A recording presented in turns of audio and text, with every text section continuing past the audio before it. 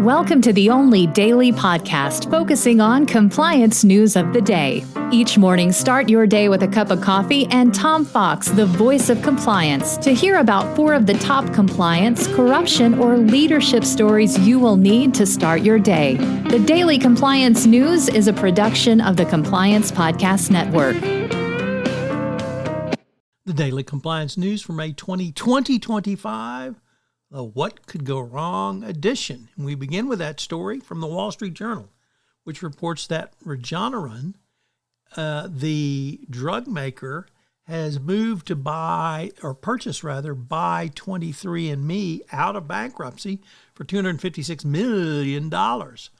So what could go wrong? Here you've got a drug company taking over control of genetic data of millions of individuals without their consent. Wow. What could go wrong? All of 23andMe's consumer genome services are to continue uninterrupted, according to Regeneron. But what data protections do any of these people have? Well, and it's America, so none. What could go wrong? Next up from DW.com, a rare but occasional contributor to the Daily Compliance News, which reports that NATO corruption probe a reminder of defense boom risks. Revelations of an ongoing corruption investigation involving staff and ex-staff at NATO support and procurement have continued to emerge, with 5 detentions, 2 in Belgium, 2 in the Netherlands.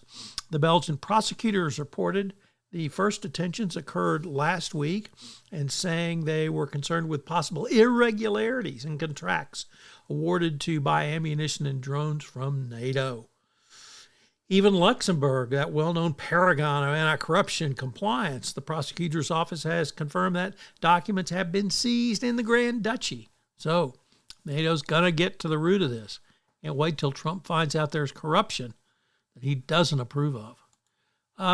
Next up, compliance in a little bit different direction, coming to us from Bloomberg Law. The Trump administration has eviscerated Title VII by making illegal a disparate impact analysis, but this rollback will pose compliance difficulties for employers as state laws and other civil rights laws currently incorporate the theory on an unintentional basis. The executive order issued by Trump told the Equal Opportunity Commission to cut disparate impact liability to the maximum degree possible.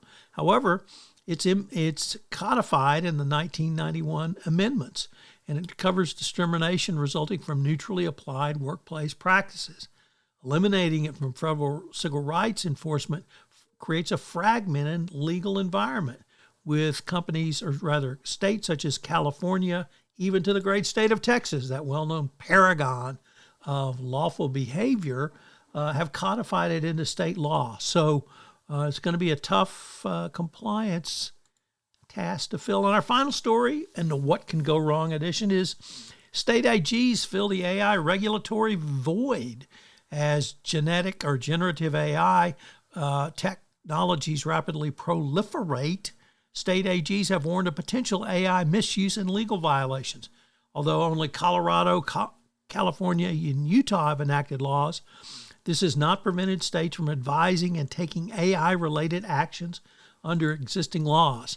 And even though the GOP Congress wants to eviscerate states' rights to regulate this important new industry, consumer protection laws are still going to protect consumers. So, more compliance.